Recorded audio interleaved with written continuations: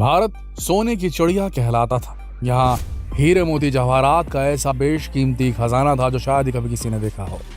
यहाँ का हर एक स्मारक मंदिर ऐसे रहस्यों से भरा हुआ है जिन्हें आज तक कोई सुलझा नहीं पाया है।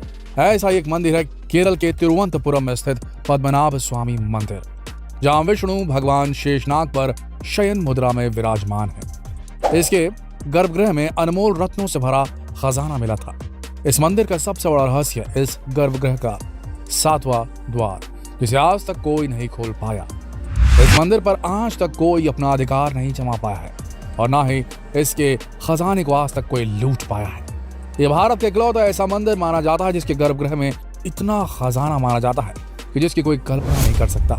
अगर यहाँ जो धन है वो देश भर में बांट दिया जाए तो बोला जाता है कि कईयों सालों तक, 50-100 सालों तक पूरे भारत को खाना खिलाया जा सकता है, पूरे देश की आबादी को खाना खिलाया जा सकता है। मान्यताओं की माने तो दुनिया के सबसे धनवान हिंदू मंदिरों में से एक है, जिसकी धन संपदा का आज तक कोई आकलन नहीं किया जा सका। भारत में अनेक प्रसिद्ध राजा महाराजा हुआ करते थे जिनके पास करोड़ों का खजाना होता था। एक राजा थे ठाकुर मार्तंड वर्मा, जिन्होंने अपना अरबों का खजाना पाठ प्रभु भक्ति में न्यौछावर कर दिया। उन्होंने अपनी जिंदगी में जिन राज्यों पर भी कब्जा किया उसकी सारी संपत्ति इसके गर्भगृह में जमा की। इसके अलावा उन्होंने पुर्तगाली समुद्री बेड़े और उसके खजाने को भी हासिल करके यहीं जमा किया था। बाद में उन्होंने अपना सब कुछ पद्मनाभ भगवान यानी कि अपने कुलदेव विष्णु भगवान को सौंप दिया और उनके दास के रूप में अपना जीवन बिताया। ऐसा माना जाता है कि त्रावणकोर के राजाओं ने श्री पद्मनाभ स्वामी का मंदिर बनवाया। माना जाता है कि त्रावणकोर के सभी राजाओं की संपत्ति इस मंदिर के गर्भगृह में मौजूद है।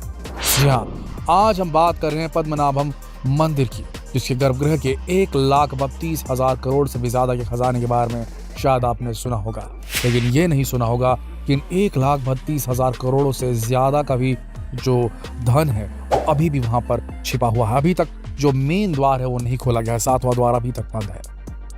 क्या आपने कभी सोचा इस खजाने पर किसका हक है, इसका मालिक कौन है और इसे कौन इस्तेमाल कर सकता है? अगर नहीं तो आइए हम आपको इससे जुड़ी हुई सभी बातें विस्तार से बताते हैं। खजाने की पूरी जानकारी के लिए वीडियो को अंत तक जरूर देखिएगा। सबसे पहले आपको इस मंदिर के नाम और प्रारूप से जुड़े तथ्य बताते हैं। विष्णु भगवान की शयन मुद्रा को पद्मनाभ कहा जाता है, इसीलिए इस मंदिर का नाम श्री पद्मनाभ स्वामी मंदिर पड़ा। यह मंदिर भारतीय वास्तुकला का एक श्रेष्ठ उदाहरण है। इस मंदिर में भगवान विष्णु की शालीग्राम से बनी हुई बेहद सुंदर प्रतिमा भी है। पद्मनाभ मंदिर की अनोखी शिल्पकला की सुंदरता देखते ही बनती है। इसकी विशालता, इसकी भव्यता में 4 चांद लगा देती है। ये मंदिर 7 मंजिला ऊंचा है। इस मंदिर के सामने पदम तीर्थ कुलम नामक पवित्र सरोवर है। इस मंदिर में प्रवेश करते ही आपको केरल की अनूठी संस्कृति के दर्शन होते हैं। इस मंदिर की एक तरफ समुद्र और दूसरी तरफ पहाड़ियां हैं। इस मंदिर में एक स्वर्ण स्तंभ भी है, तो आप इसकी सुंदरता और भव्यता का अंदाजा लगा ही सकते हैं। आइए अब इस मंदिर के निर्माण के विषय में जानें। 9वीं सदी में मिले ग्रंथों के अनुसार इसे सन 1750 में त्रावणकोर के राजाओं ने बनवाया था। उन्होंने न केवल खुद को बल्कि पीढ़ी दर पीढ़ी अपने परिवार को भी पद्मनाभम भगवान यानी कि विष्णु भगवान के दास के रूप में जीवन व्यतीत करने के लिए कहा था और आज तक उनका परिवार विष्णु भगवान की सेवा में निस्वार्थ भाव से लगा हुआ है। त्रावणकोर के राजघरानों ने भगवान पद्मनाभ स्वामी को अपना जीवन और अपनी सारी संपत्ति सौंप रखी थी। आज तक इसका प्रबंधन त्रावणकोर राज्य का राज परिवार करता है। राजघराने के सभी लोग आज भी मंदिर से निकलते समय अपने पैर भी साफ करके निकलते हैं ताकि मंदिर का एक कण भी उनके साथ ना जा सके। उन्होंने प्रभु का सब कुछ प्रभु को ही समर्पित रखा है। आइए आपको इस मंदिर के बेशकीमती खजाने के बारे में बताते हैं।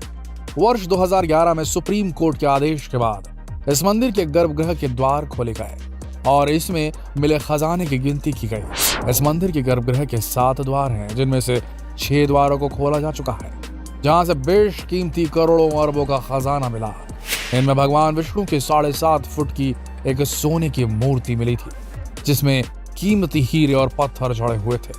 वहीं 18 फुट लंबी सोने की चेन भी मिली थी। इसमें अनेकों स्वर्ण मोहरे, स्वर्ण वस्त्र और स्वर्ण बर्तन भी पाए गए थे। एक 7 फीट लंबा सोने का नेकलेस भी मिला। हीरे से भरी हुई अनेकों बोरियां मिली थी। इस खजाने में अनेकों रत्न जड़ित सोने के मुकुट और मूर्तियां मिली थी। इन सभी चीजों का वजन 1 मेट्रिक टन से भी ज्यादा था। खजाने में मिले हीरे मोती और सोने की कीमत ही 1,32,000 करोड़ से ज्यादा थी। अगर उनकी एंटीक वैल्यू निकाली जाए तो इतनी ज्यादा होगी इसकी हम कल्पना भी नहीं कर सकते। इसके अलावा अनेक कीमती धातुओं से बनी हुई अनेकों चीजों का अवलोकन तो अभी भी बाकी ही था। इतना बेशकीमती खजाना ना तो किसी ने अपनी जिंदगी में एक साथ देखा होगा और शायद ना ही कभी इसके बारे में सुना होगा।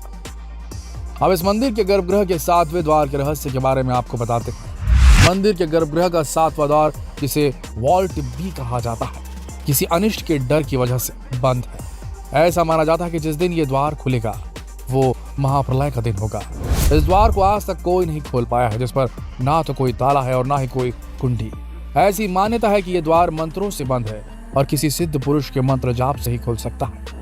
इस द्वार पर सर्प की आकृति बनी हुई है, पर माना जाता है कि नाग देवता इस द्वार की रक्षा करते हैं। मान्यता है कि 7वें द्वार को अष्टनाग बंधन मंत्र के जरिए बंद किया गया है। इस द्वार को अष्टनाग बंधन मंत्र और गरुड़ मंत्र के एकदम सटीक उच्चारण से ही खोला जा सकता है।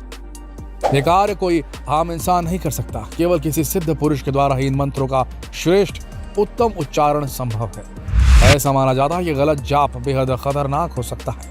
गलत जाप करने वाले व्यक्ति को ना तो कामयाबी मिलेगी और ना ही जीवन दान। जी हाँ, मान्यताओं के अनुसार उस व्यक्ति की मृत्यु भी हो सकती है। यहाँ भगवान विष्णु की इच्छा के विरुद्ध कोई भी कार्य असंभव है।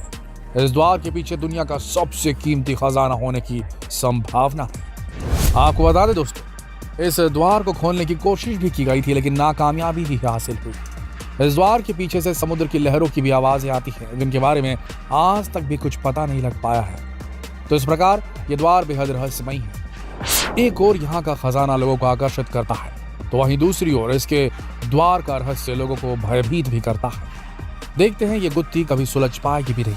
आपको क्या लगता है, क्या प्रभु की कृपा होगी और सारी दुनिया इस 7वें द्वार के रहस्य को जान पाएगी? इसे कमेंट करके जरूर बताइए। आइए अब आपको इस मंदिर की ताकत के बारे में बताते हैं। इस मंदिर पर जीत की अनेक नाकामयाब कोशिशें की गई, लेकिन आज तक कोई भी सफल नहीं हो पाया। ऐसा भी माना जाता है कि गलत इरादे से आने वाले व्यक्ति को इस मंदिर में तरह तरह की आवाजें सुनाई देती है। ऐसा लगता है जैसे कोई आत्मिक शक्ति इन्हें इनके बुरे इरादों के लिए चेतावनी दे रही हो, और सच्चे मन से आने वाले हर भक्त की मुराद यहाँ पूरी होती है। यहाँ आने के बाद हर श्रद्धालु अपने जीवन में अद्भुत पॉजिटिव एनर्जी का अनुभव करता है। इस मंदिर के गर्भगृह के द्वार खोलने का फैसला लेने वाली समिति के अध्यक्ष सुप्रीम कोर्ट के जज पीटी सुंदरराजन को भी इस मंदिर का द्वार खोलने का श्राप भोगना पड़ा था, और उनके फैसले लेने के कुछ समय बाद ही उनकी मृत्यु हो गई थी। एक बार इंडियन इंटेलिजेंस ब्यूरो के भूतपूर्व अधिकारी और इस मंदिर के श्रद्धालुओं में शामिल टीपी सुंदरराज ने इस मंदिर पर स्वामित्व की भी जंग छेड़ी थी। उनके अनुसार इस मंदिर और इस खजाने पर राज्य सरकार का हक होना चाहिए था। उन्होंने सुप्रीम कोर्ट में याचिका दायर की और इस पर विचार विमर्श किया गया कि इस मंदिर की जिम्मेदारी सालों से चले आ रही शाही परिवार की होनी चाहिए या ये मंदिर राज्य सरकार के अंतर्गत आना चाहिए। इस लड़ाई में आस्था की ही जीत हुई थी और इसके प्रबंधन की जिम्मेदारी वापस त्रावणकोर के शाही राजघराने को ही मिली थी, जो सालों से प्रभु की सेवा में लगे हुए हैं।